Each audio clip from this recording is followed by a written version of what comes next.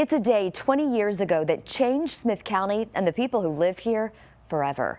On February 24th, 2005, a man opened fire on the steps of the Smith County Courthouse, firing over 100 rounds, killing 2, injuring several others, and stealing the sense of safety and security that many people once felt going to lunch, work, and especially to the courthouse on Tyler's downtown square. At the heart of the violence, a domestic dispute over thousands of dollars in unpaid child support. 43-year-old David Arroyo Sr. was supposed to face his ex-wife, Maribel Estrada, in court that day, but he came armed with very different plans. 20 years may have passed since then, but the scars from that Thursday linger to this day. When do you have emergency for police, fire, ambulance? Police. What happened, ma'am? Fire shots at the courthouse on North Spring Street. Did you see anything? There's See policemen anything? coming out the back door. Okay. I think one might have been hit. He's on the ground. Somebody's on the ground? Several people Okay, down. at the courthouse, What? fire shot someone on the ground. He's down. He is down. Okay, we're on the way. Desperate calls for help started coming into 911 in Tyler around 1:30 p.m. on February 24th, 2005. What was a typical quiet Thursday afternoon in Tyler turned into what looked more like a war zone on the courthouse steps. Automatic weapon. He is at the back door shooting at these people. Surveillance images from inside the courthouse show the terrifying scene unfolding. David Arroyo Sr., armed with a type of AK-47 rifle, unleashes his anger on his own family, ex-wife Maribel Estrada, and his son, David Jr. Toler 911. We got a guy firing shots at the courthouse. Okay. He's firing a shotgun and he's doing it over and over. Stay on the phone with me. He's killing somebody right now. Okay, we got him on the way. Arroyo's attorney at the time describes where his client's head seemed to be that day. He was angry, upset, but he was kind of distant too. I described his, the best word I can use is say he was a little disconnected. He owed $9,000 in child support at the time, but no one, not even his own family, thought Arroyo was capable of this, according to Maribel's attorney. He had some tendencies toward violence, but I don't think there would ever been an expectation in the family that it would be anywhere near this level. After shooting and killing Maribel, Arroyo's violence only escalated from there. His own son struck by a bullet from his father's rifle. Surveillance video shows a young Smith County Sheriff's deputy who was inside the courthouse at the time rush toward the gunfire to protect the people he serves. That deputy, Sherman Dollison. Yeah, I was in Judge Rogers' court right here. CBS 19 has talked to him numerous times over the years. When I exited the door, he was over here. I just remember kind of like a plaid jacket. I remember the rifle, and he was still shooting. And so I engaged him at that time. I shot several times at him. This was an interview as Dollison reflected 10 years later after being shot 5 times by Arroyo. I laid there for, a few seconds, and I was like, this isn't how it's going to go down. This isn't the end. I got up, I found him again, and I re-engaged him. I remember getting hit again, and after that, kind of everything went in slow motion. Everything went like black, and I laid down. At that time, when everything went black, I'd accepted, this was probably the end. Another man who lived on the square saw what was happening and also engaged the suspect. What no one knew at the time, Arroyo appeared to come ready for battle, wearing a bulletproof vest. This is former police chief Gary Swindle during a press conference after the shooting. Citizen Mark Wilson observed what was going on and came to the assistance. He is a Texas concealed handgun carrier licensed by the state. Wilson confronted Arroyo, gunshots were fired, and Wilson was wounded. Mark Wilson didn't survive those gunshot wounds. He would later be remembered for his bravery in downtown Tyler, where he was a fixture and a friend to many. Prior to construction on the new Smith County Courthouse, a memorial plaque honored his sacrifice, where he gave his own life to try and stop another man from taking any more innocent lives on that tragic day in Smith County. He's coming toward the Regions Bank building. He's still firing out the window. Also injured in the shooting, Sheriff's Lieutenant Marlon Sewell. The 16-year veteran was shot in the neck. You can see him going down in this surveillance video. A Tyler PD officer, Clay Parrott, also suffered a minor head injury. Arroyo eventually took off from downtown Tyler. The suspect then got into his maroon extended cab pickup truck. He fired rounds toward the courthouse as he exited. And it was at that point in time that the Toler Police Department in Smith County began pursuing him. The pursuit obviously lasted several miles until it ended at 271 near Duncan Street. And that's where former Sheriff's Deputy John Smith rammed the back of Arroyo's truck and fired off rounds into the back glass of his truck. Dashcam video from these tense moments when Arroyo gets out of his truck and Police Lieutenant Rusty Jacks steadied his rifle to fire 2 shots, striking Arroyo in the head. Suspect was taken into custody and transported to East Texas Medical Center, where he was pronounced dead upon arrival. Frightening moments that seemed to last forever, over in 8 minutes. That's 480 seconds of sheer terror for people in Tyler just going about their daily lives on a Thursday in 2005. Everybody started hitting the ground. I heard the police hollering, and they were returning fire, and they were hollering at me to get in the bank where they were locking all the doors. I ducked down behind my vehicle, then I saw the guy just in the middle of the street. The Smith County Courthouse became a crime scene that day, but just days later, the courthouse was back open with residents returning to jury duty and judges hearing cases again. I think I feel safe, but it is kind of unsettling to walk in there and see, bullet holes in the walls and the glass and everything else. To come into the front door and seeing everything blocked up, it's just not the same anymore. Immediate changes followed at the courthouse. For safety reasons, that east entrance where traces of gunfire remained from Arroyo's wrath. It's closed off to the public for good. It certainly changed Deputy Dollison's life forever, who years later had to undergo a kidney transplant after his injuries from that day. God saved me. He was the only person that could. I mean, I got shot 5 times. There's no reason I should have made it.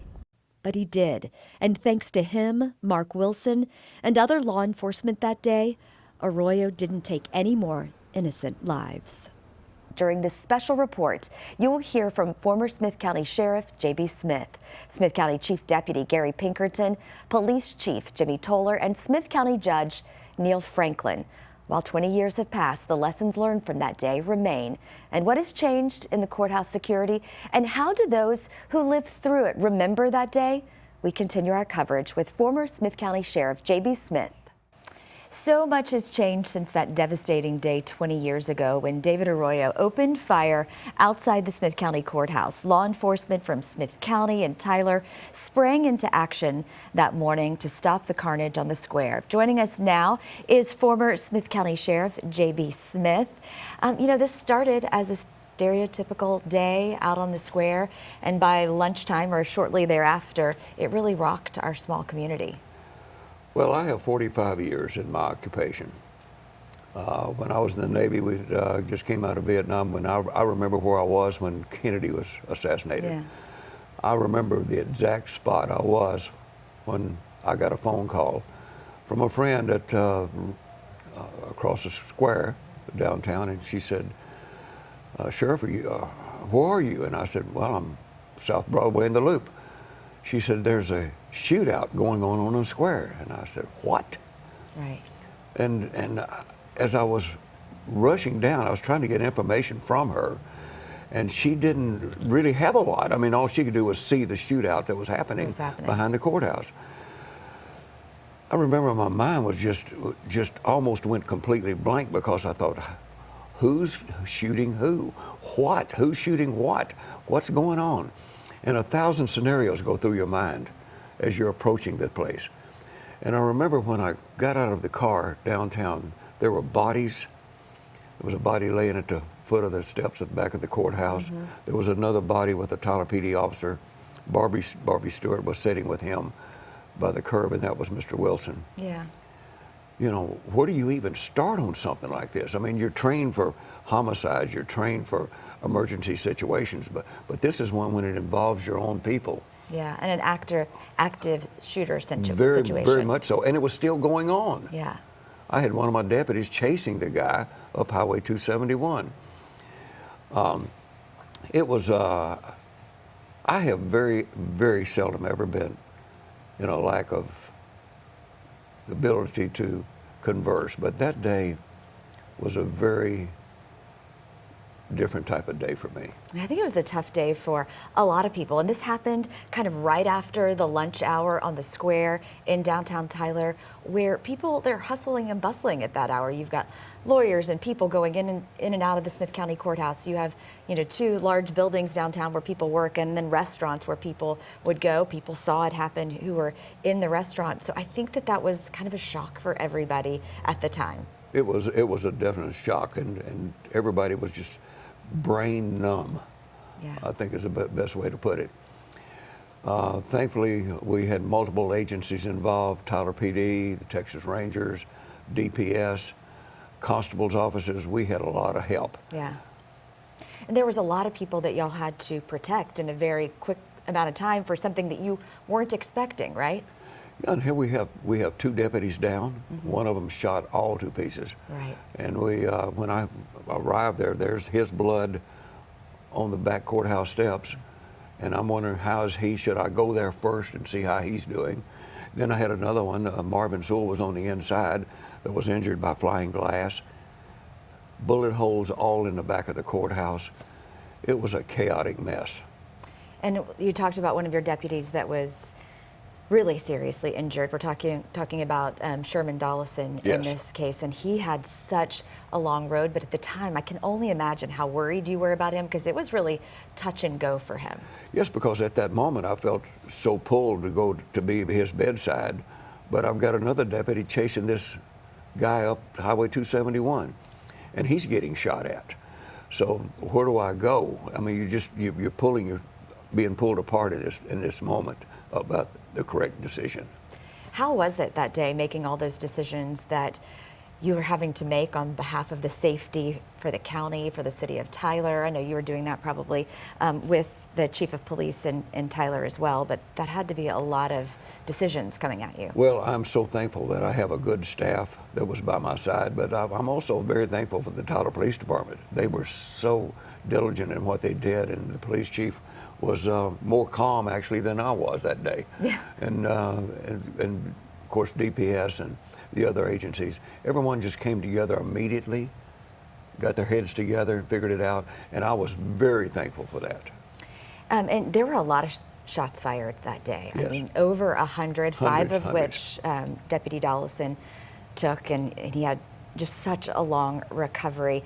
And I think one of the things that you don't think about, we talked about Mark Wilson stepping in this case, is he wanted to help. He was a gun carrier, a licensed gun carrier, and he went in to help. But what you don't know is what that suspect is armed with. And that day he was very well protected. Very well protected. I mean, this guy came down ready for a battle. Evidently he knew he was going to die. It's just a matter of when. And he had a bulletproof vest on. He wanted to do the most destruction he could do in a short period of time. And killing his wife and his son was the #1 on his list. And whoever he had to kill that got in his way, that's exactly what the man was going to do. And they say that Mark Wilson was one of the men that saved the son. The wife had already been. Yes. And he If did it hadn't been that for day. Mark, if it had not been for Mark, the son would be dead today. But Mark died over that, and he was a wonderful man. Lots of folks knew Mark. He did. I knew him as well, living in Tyler for a long time, and I remember that day a long time ago also covering the story. That was the story I did that day with all of his friends. Such a difficult story to tell over a man who was loved very well by his friends, because I think he was such a good friend to all, which you can see in his heroic actions that day. Well, he was a remarkable man. He had a beautiful past, and he'll be well remembered and well respected forever. Forever. In our community for saving that man's life. What do you think since that day that we have learned by that? You know, now we hear run, hide, fight, but I don't know back then that was a message that was out to people, really. Well, police officers are trained to run into the right, different for you guys. You don't turn around and run. No, not y'all. You've got to go into it. It's just like firefighters. You know, they're trained to go in the building, and that doesn't make them heroes. We kind of have a misconception these days about what a real hero is. Firefighters and police officers are trained to go into this action. That's what they're supposed to do. Yeah. The heroes are people like Mark, who stepped up outside and was killed in the process. He's a hero. But these guys, police officers today are trained better than they ever have been. You know, in 1976, we really didn't have that much training as in law enforcement. The Texas Commission on Law Enforcement Officers and Standards Education had just came about and was making the state of Texas send their people to school. Yeah. But up to that point, we really didn't have a lot of training all over the nation. It wasn't just here, it was all over.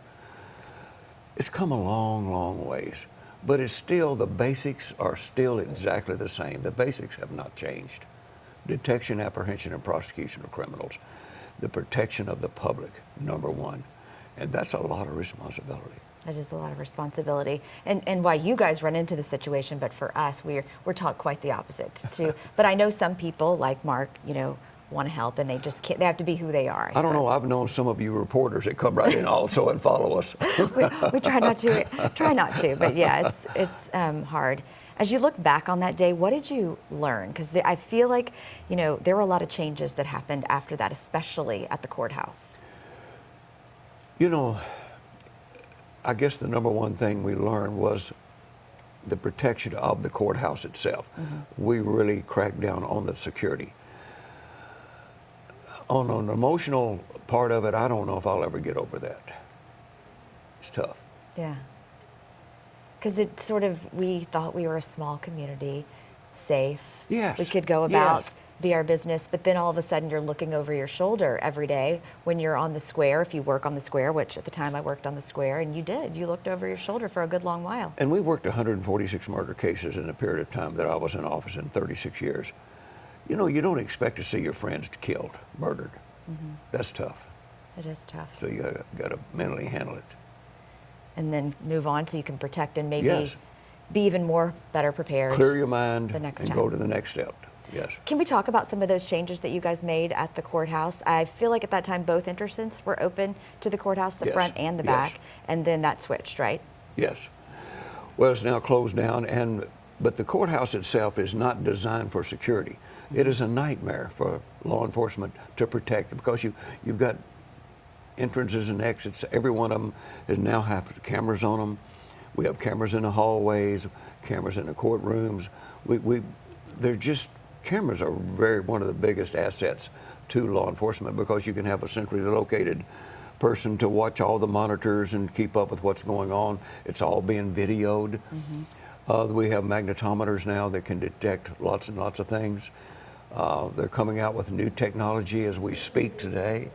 The technology is what's a wonderful thing for security, covering these entrances and exits. And of course, a lot of this technology comes from the military and NASA.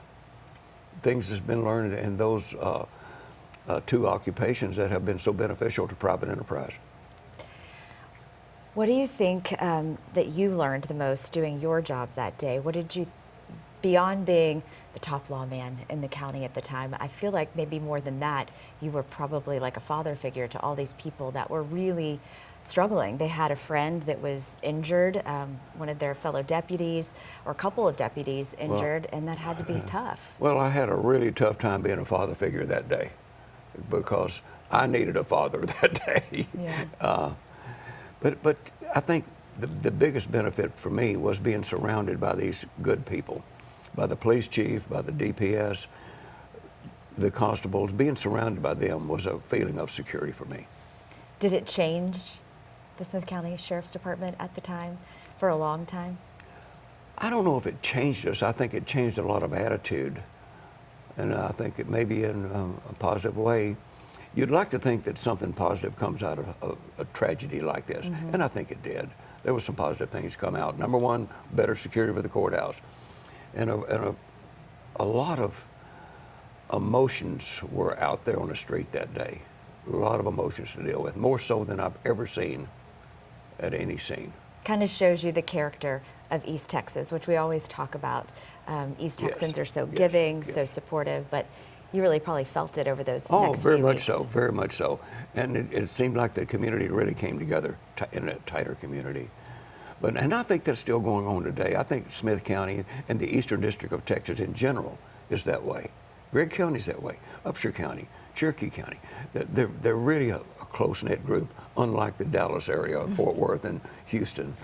Yeah. What about cases like this? You know, I've covered a lot of stories in my career, and I feel like domestic cases sometimes are the most dangerous, and not just for the people involved, but for the officers as well. I've seen lots of domestic cases turn into officer-involved shootings as well. Well, most of the shootouts involving officers and the deaths of officers is usually in that situation, or was in the past.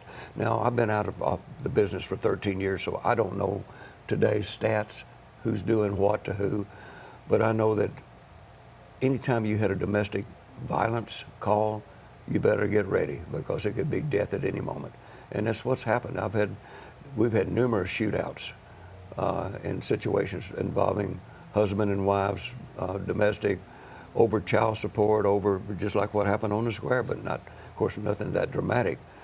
But that's a dangerous, dangerous situation, is domestic violence.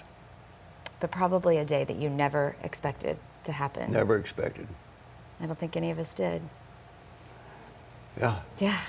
Take a right, you got to take a deep breath, and it's hard to look back on that time. Yes. I think for any of us, you sort of tuck it away, but it impacted. Well, it wasn't our family personally, that someone that died. You just think about when it happens in such a public place, it could have happened to anyone. And it happens in a split second.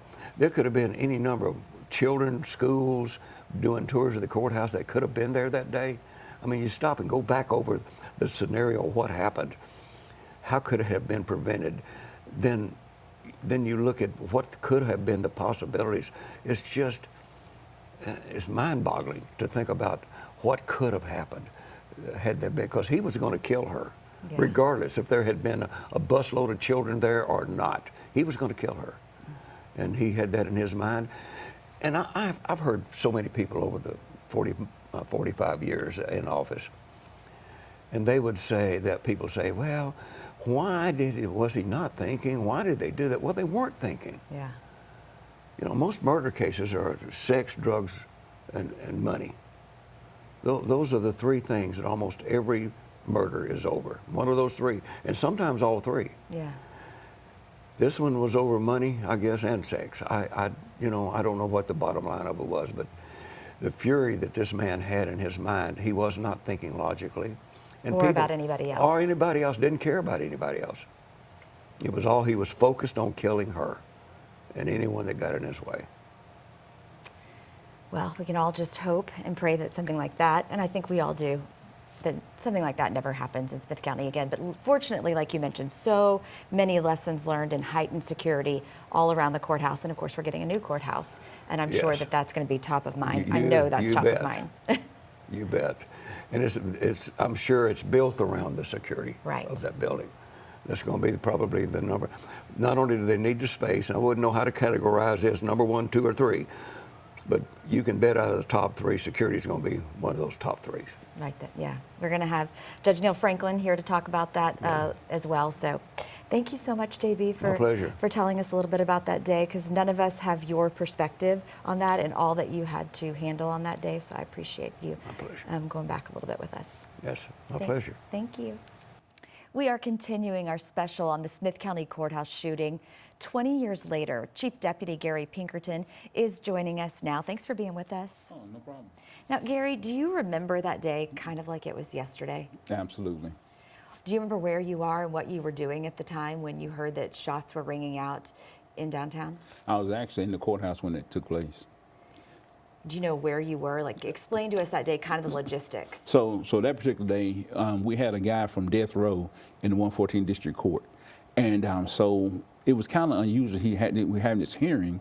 So I'd call one of my lieutenants and just meet me at the courthouse. I just had an odd feeling that day. Yeah. And so he said, I'll come through the tunnel. I said, no, just go ahead and drive over. And so the sheriff's office was on Elm Street, so I drove over. And I remember driving around the building, and I didn't see any parking, so I parked on the curb, and I didn't see any construction going on. And so it was in the courtroom, and kind of sounded like a jackhammer was going off.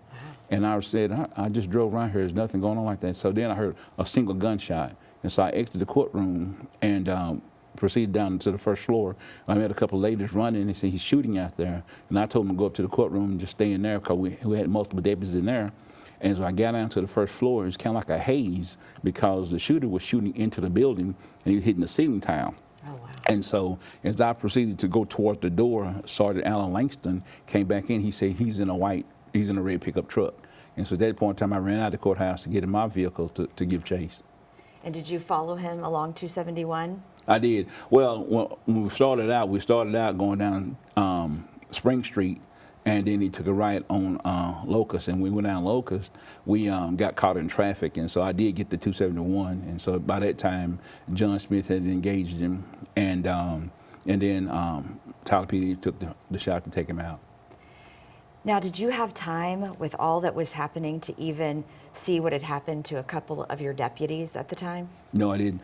By the time I got out to the like I said, to the first floor, Sergeant Langston had told me that, hey, he just took off. And so at that point in time, I didn't really know that anybody had been shot. Wow. Had you, up to this point, ever seen anything like that happen at the Smith County Courthouse? It always seemed like a safe place, right? Yeah, we never have seen anything like that. It was always, calm. It was quiet. 2025 wasn't a lot going on. 2005 wasn't a lot going on. So it was shocking. Is it one of those days that will always stay in the back of your mind now, that when you go to the courthouse and you think about anything could really happen here? Now, we all felt sort of a sense of security before then, and then that was sort of ripped away from us. Absolutely. Now that you go over there, you always think about going up the steps. There are bullet holes in the back of the courthouse on the east side to make you remember. But it's like a car backfired or something like that. You're always cautious. And what about when you heard about Deputy Dollison and Lieutenant Sewell? Was that just like heart-wrenching? It really was. At the time, your adrenaline's pumping. You weren't afraid of anything, but after things calmed down, and then you find out two of your colleagues have been shot. Yeah, it is gut-wrenching because we didn't know if Sherman was going to live or die. And the doctors told Lieutenant Sewell at the time that the bullet had been just a centimeter over, it killed him because it hit him in the neck. It's just so scary. I can't even imagine. And for the days and weeks that followed, what was that like at the sheriff's office? Well, it was one of those things where we were just on our P's and Q's, and everybody was kind of nerved up because we just, you learn to expect the unexpected every day because you never know. And for you guys, you go into the line of fire in situations like this, but this was a busy time. If we go back to 2005 and when this happened, it was right after noon, like not much longer after noon, but still kind of during the lunch hour, depending on, when you take your lunch. So it was busy. Very, very much so. I remember that day, it was busy. Downtown, it was right at about lunch. A lot of people out, a lot moving around. And it was some of the bullets actually went to one of the beauty salons on the square. And so, yeah, it was a bad day.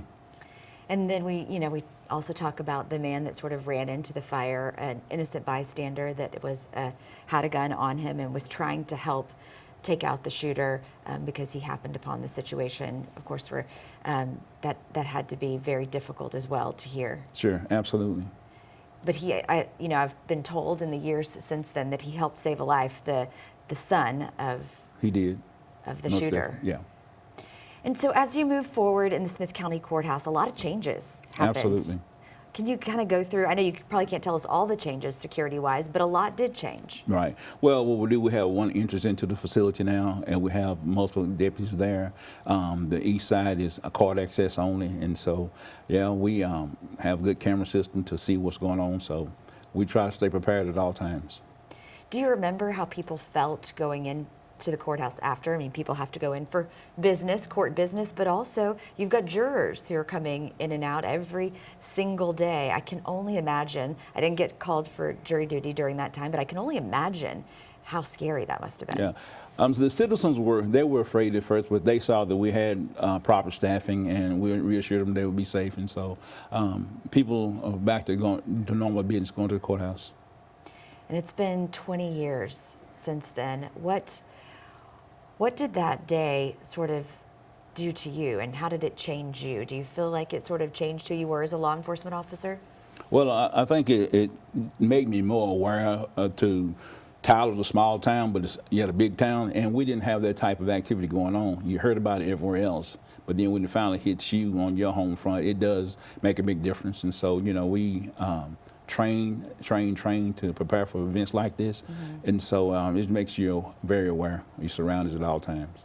And I think that the thing about this was that it was a domestic situation, but it went far beyond that. It didn't just impact this family. It impacted an entire county. Absolutely. But a lot of times that's how it kind of goes, right? Whenever you guys go into domestic situations, you really just don't know what you're getting into We and don't. how charged that situation is. Right. You know, statistics show that a lot of officers lose their lives on family disturbances because you go on someone's territory and you really don't know what they have. So yeah, that's true. So how did the courthouse lock down in that moment? I know there was court in session, like you mentioned, in was it the 114th District 114th. Court? So how did your officers lock down the place? Basically what we did at that time, we had everybody shelter in place, and we had deputies on both areas of the courthouse, and no one in and no one out other than law enforcement personnel until everything was secure. And I can remember I was, you know, initially watching from afar because I'd already gone home for the day, had a shift kind of like I do right now, but came back, you know, to work obviously that day because there was a lot of work to be done on the journalism side of things too, to keep people informed. But it was a crazy situation. You had officers on top of police cruisers, you know, during this situation, really just something you've never seen in downtown Tyler before. That's right. That's true. It goes back that we knew that we had to stop the guy before anyone else could get hurt, and so that was the mission, to end the threat. Well, what would you want people to know, like moving forward, safety-wise, that how different it is today versus 2005? I think that 2005 and compared to today, we see more violence. We see that people will not just talk a situation out. They want to act in a violent manner. You know, guns is not the situation. Sometimes just sitting down and having a good conversation or seeking counseling before you act. You know, I think if most people would think about what to do before they do it, it'd always be a good outcome. Well, I appreciate you for taking some time to sort of reflect on that day with us. Like I said, I think it's one of those days that if we were here, if anyone was here in Smith County, it's one that they won't ever forget, and definitely impacted them if they knew Mark Wilson, the man that was killed, or the family, the wife that was killed in this situation. So, and obviously, Sheriff Dollison had so many years of things that he had to go through. Do you still keep in touch with him now? He's still employed Sheriff's Office. Oh, he is? He's one of our detectives. And how's he doing? He's doing good. He's doing good. It's good to see that, you know, he's come a long way. Absolutely. I mean, he had some challenging times, but God brought him through. So prayer changes things. All right. Thank you so much. Thank you. We appreciate you being here. On that day 20 years ago, 911 calls started coming in, asking police to respond to the shots ringing out in downtown Tyler. Officers responding in just moments to the courthouse chaos. We have Tyler Police Chief Jimmy Toler joining us now. Chief Toler, you weren't involved that day, but it is one of those days that you'll never forget because you were a Tyler officer. I was a supervisor in narcotics, and I can tell you that it's nothing you never forget, almost like where you're at during 9/11 or some other major events in history. To see it afterwards with the investigation that came forward, to know that all those officers were responding and they did an amazing job trying to respond to that chaotic scene. What was it like? You said you saw kind of the chaos starting to unfold, even in the police department, people running. What were you thinking? We did. No, when we found out about what was going on based on where we were at in the police department, and all of a sudden you walk outside and then somebody ran down the hallway and said there was a shooting at the courthouse. At that point, it was coming to an end on East Gentry Parkway with Sergeant Jacks and the other officers that were there, Deputy Smith, who brought that thing to an end. And you have some officers that were engaged in this gun battle, some who were injured. Yeah. You know, after the suspect in this case shot his wife and then tried to make entry into the courthouse, there were several deputies and Officer Clay Parrott that engaged him at the back door to make sure he couldn't come inside. You had citizens come in from outside with Mark Wilson, who ultimately sacrificed his life trying to help people. Was a big part of trying to bring that to an end. once he got in the car, went to East Ginger Parkway when John Smith struck his vehicle and then Sergeant Jacks engaged it with several other officers and brought that to an end. You know, you've lived in Tyler for a long time. At that point, was this something that you ever really thought that would happen in our community? It always felt like a smaller town, nice, safe, kind of, you go about your business on the square, go to lunch, go do your business on the square, and then in some cases, you know, people are having to go into the courthouse to do their duty as a citizen and be on juries and stuff. Was this something that ever really crossed anyone's mind at the time? Yeah, I think we were just under 100,000 people then. I don't think anybody sees Tyler in that way, thinking we're still a small hometown, that we want to have that feel. You want to know your neighbors. You want to be safe. You want that feeling of security that wherever you go, you can do what you need to do. Not thinking that an active shooter event like that was going to happen here, and seeing the response of all those first responders and citizens is amazing. And active shooter situations is something that we all have to train for now in our workplaces, in our schools, and I know you do even more than we do. So how, moving forward, has this sort of changed the Tyler Police Department and how you respond to situations, train for situations? I think that's something that a lot of people want to know these days. You know, if you go back through the history of these, where you go back some of the shootings that were in LA, some of the other, you talk about Columbine, every time one of these happens, you see changes and alterations to plans and equipment. After this one here, there was a big drive towards the equipment that we had for officers. Sergeant Jacks had a strong initiative to push out patrol rifles for officers in the street because of what they needed to be able to address these, because citizens had those and we may encounter them. You see it with the shootings that happened in Dallas, where also now we started providing rifle plates for officers that are on the street. Now all our officers have them, and most officers in the state have them. I think every one of these is going to make us change our tactics. The stuff that we saw in Uvalde, now we're starting to deal with breaching tools and stuff like that. So every time we see one of these, I think our tactics get better, but we also have to learn from each one of them. And you're talking about the gun in this situation. He had an AK-47, which allowed him to unleash a lot of bullets in a short amount of time. And so that changed things for you. No, if I remember correctly, I think altogether there are about 130 rounds fired in this incident here. And you're right, though, it's an extremely powerful weapon, especially if they're modified to be fully automatic. And somebody with a handgun is obviously at a disadvantage there. And I think when you take those into account, that the officers that engaged him at the courthouse and on the square right there, they all had handguns. So with the injuries that were suffered between Clay Perry, the catastrophic injuries to Deputy Sherman Dollison, who survived those and is still going through the things that he deals with, I think those are considerations on things we have to deal with in the future.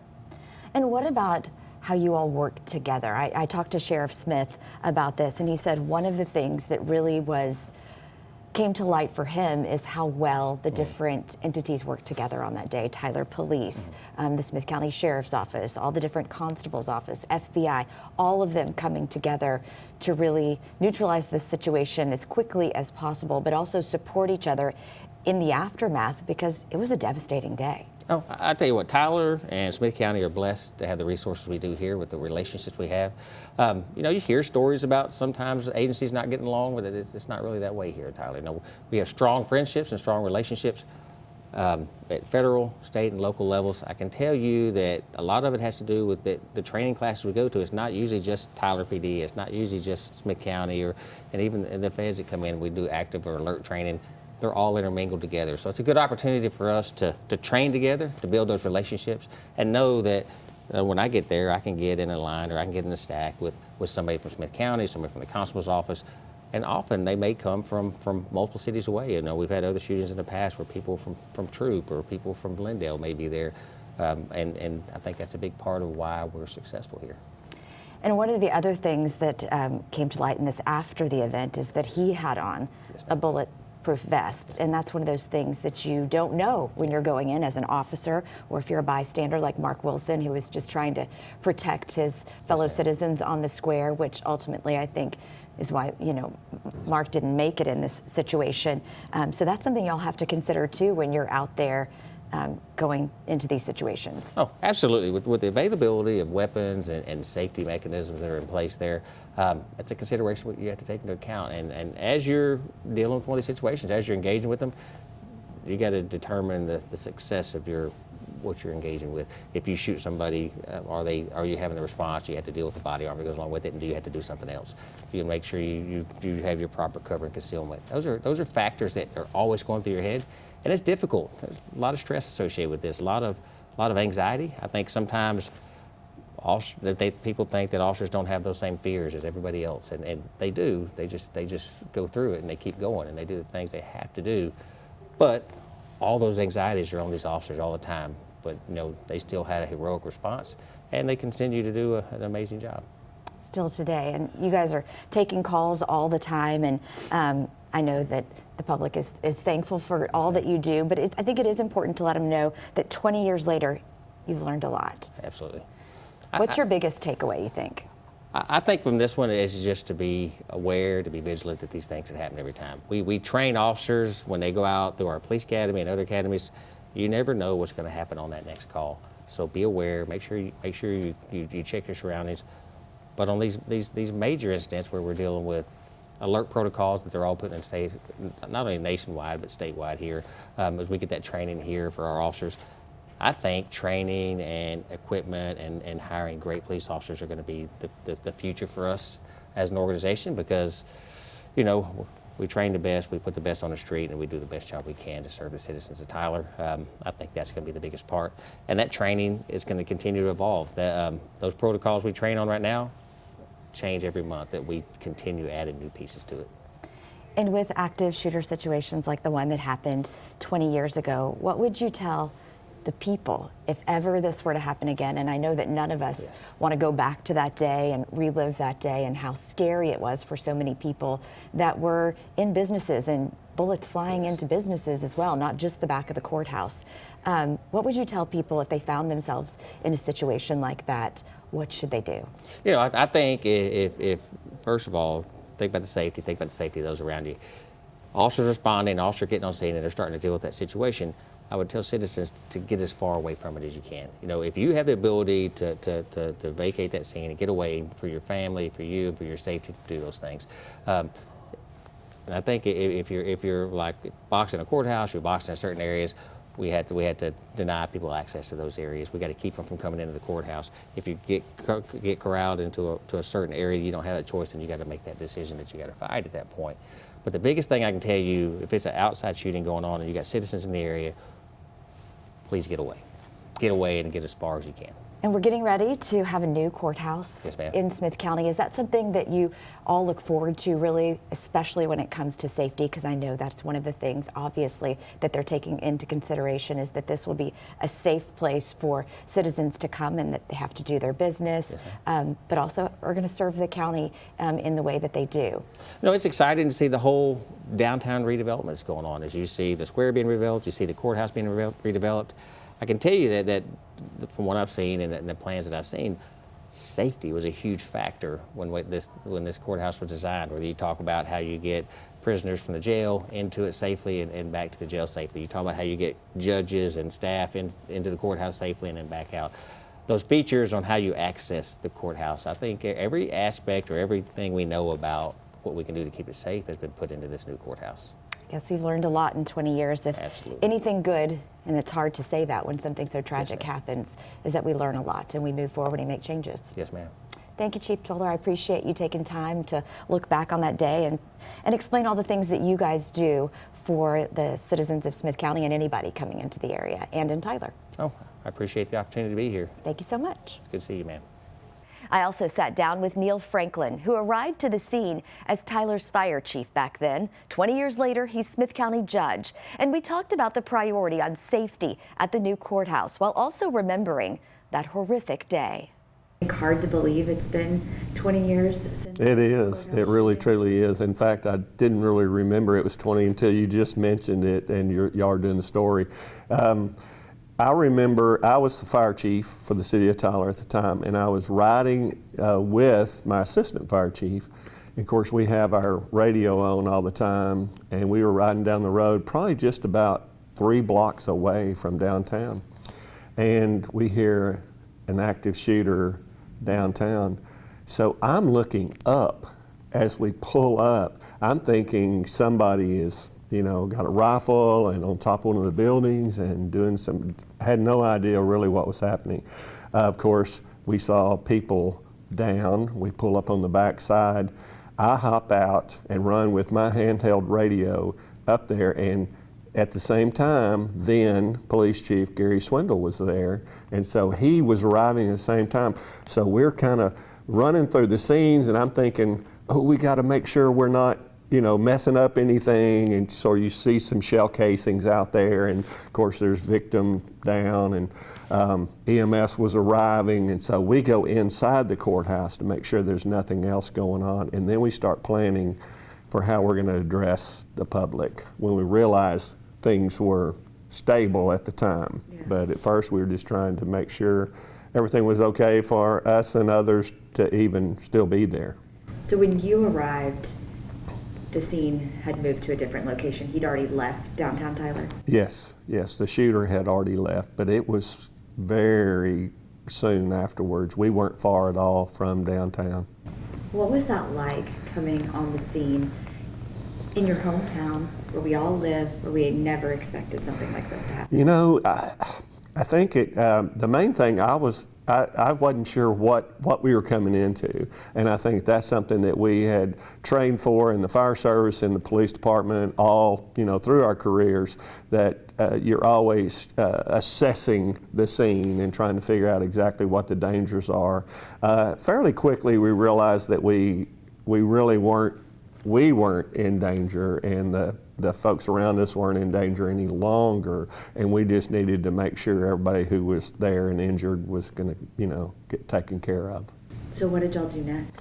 Well, we actually went inside the courthouse and we started talking about, I was the emergency management coordinator at the time for the city.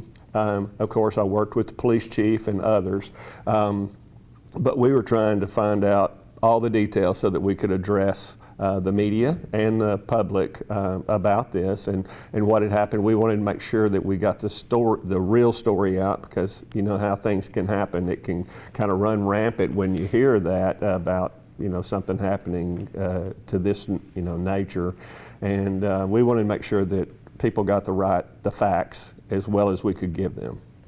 And you talk about the story getting out there and quickly, but this was a different time. This was 20 years ago, and a lot has changed. We didn't have iPhones back then and all the technology we had, so really it was just probably the news and the radio and people like that informing people, so it was a different time. Right, and it was word of mouth, and so we didn't know also, what had happened in the courtrooms. We didn't know any of that, so securing the scene was first and foremost, and once that happened, we felt better about things, even though we were really concerned about those that were injured. That had to be tough to come upon that and see those people down. I mean, that's just I can't imagine as a first responder how devastating it is to see stuff like that and the toll that it takes. It does take a toll, and on a career, I think you've seen enough in your career that we see a lot of death and people injured, and for all various reasons, some because of violence, some because of crime, but a whole lot of it is just motor vehicle accidents, things like that. When I raised my kids, I wasn't sure I was going to allow them to drive because I'd seen so many bad wrecks and things, and you can't cocoon yourself, but it is something that you think about all the time. And there were certain highways that I told my kids, don't get on those highways. If you ever need a ride that way, I'll drive you, because I'd seen so many terrible accidents and things like that. In the days to come afterwards, I can only imagine how hard it would have been, and for the people who had to go back into the courthouse on a daily basis. And the courthouse is still scarred from that day forever. Right, and that's one of the things that I addressed then. When we have a shooting and it's on the outside of the courthouse like that, well, as we start planning the new courthouse, as we've been doing that for years and years, but as we started looking at it, this is something that happened outside. So we may not be able to always prevent that type of thing. But in my discussions, I didn't spend a lot of time in the courthouse as fire chief and emergency management coordinator, but it made me think about, hey, how safe is this courthouse? So I started talking to some friends that worked in the courthouse, and I realized it really, there could be some things happen in that courthouse that that we would hate to see happen, and there were things that we needed to address, and a new facility, we really needed to address those issues. And so in the planning of this new, and so it's strange the role that my life has taken and the way that I now am sitting in the seat of the county judge, that now as we build this new courthouse, we're really focused on safety. And even as we presented it years ago to the public for a vote, and that was our main deciding factor was we need a safer place. We need a larger place, but we need a safer place for the public to come to, for our employees to come to, for the justice system to happen. Because now, like you mentioned earlier, a lot of things happen in this crazy world we're in, and we need to make it as safe as possible. Yeah, I think that's the thing, is planning for the future and learning from things that could happen. Yes, this happened outside the courthouse, but it could have happened inside the courthouse. It sure could have. It certainly would be more difficult. Obviously, we have all the different ways that you're protected with going through the metal detectors and things like that, but you can still get in the front door. Right, and that's something with the new plans, we have different pathways for the judges and staff. We have different pathways for the public, and we have different pathways for the inmates when they're coming in. So they don't all, I guess, meet until they're in the courtroom. And so the safety is really our number one goal in that courthouse. And so that movement, right now, currently, they cross paths a lot, and it's just not the best situation. And so we wanted it just to be as safe as possible, and hopefully it will be. What are some of the things that you've done with the courthouse design in order to ensure that sort of safety moving forward? Well, and those different pathways up, even down to elevators. The elevators are not shared; they're separate.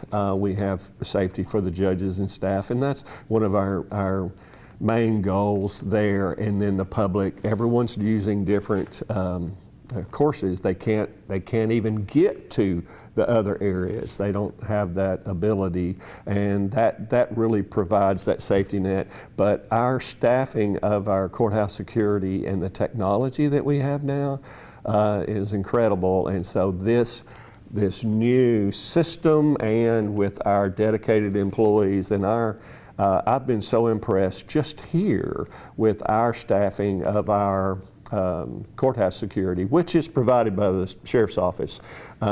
They do a wonderful job, and very concerned, and they're watching closely, and they're making sure that hopefully the bad guys won't get in. That's our goal. Your goal, sure.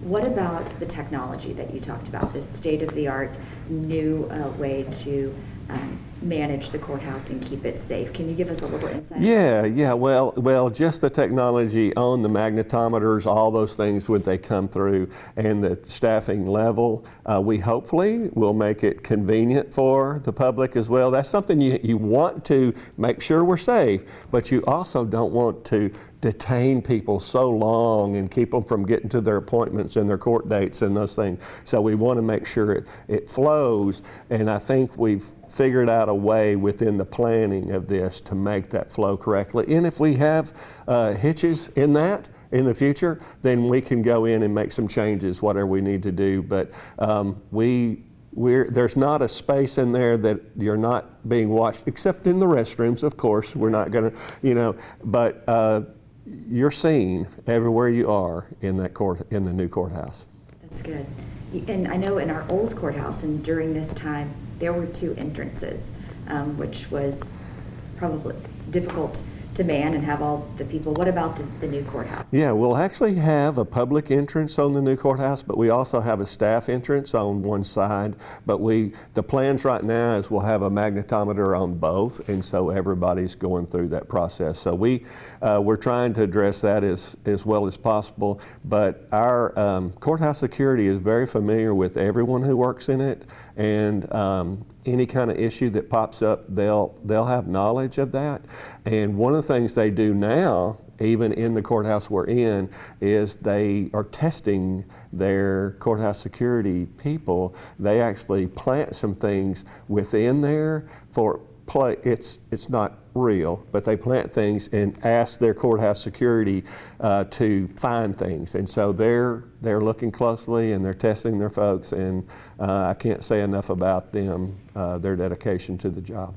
Yeah, constantly planning, I'm sure. I think one of the things that's interesting about the old courthouse that we're still in is that the main jury room is like right there as you walk in, which it gets kind of congested and crowded, and things can, I'm not saying be missed, but there's a lot going on right there. Will that look different in the new? Yeah, it's different. It's still on the first floor. We want to make it convenient, but they're going to pass through. It's almost like we'll have straps up in lanes, kind of like you see at Six Flags when you have a line of people coming in, but they have multiple people checking you in. So your things, you're gonna send your bags through. You're gonna get checked out, and so you'll safely move on back towards the back part of the first floor to go into that jury room. So I think that should flow much easier. And when you were hearing from the residents of Smith County, was safety something that they were concerned about, and one of the reasons that they green-lighted this in the first place? Absolutely, safety was huge on this, and then they realized just public safety goes beyond just the safety in the courthouse and something like that courthouse shooting. It goes, as the justice system moves faster, then we move, the bad guys, as I can't think of another way to say it, but we move them through the system faster. We get them, if they have to be incarcerated, then they're incarcerated. Then if they're moved down to the prison system, they're moved down. But as that moves faster, then we get them out of the community and on with their lives in rehabilitation. And so just having a system that's larger and facilitates more cases, those kind of things, then that provides safety in general for our entire community. Well, to sort of wrap things up, what do you think is maybe the biggest thing that you learned, the county learned, in the 20 years since? We've had many years since then. Hopefully something that no one ever forgets, because I think it's one of those things that it helps us do better, be better. But what do you think was the biggest thing that we all learned? Yeah, I think as we look back, there's a lot to learn. We've come a long way with technology and those kind of things.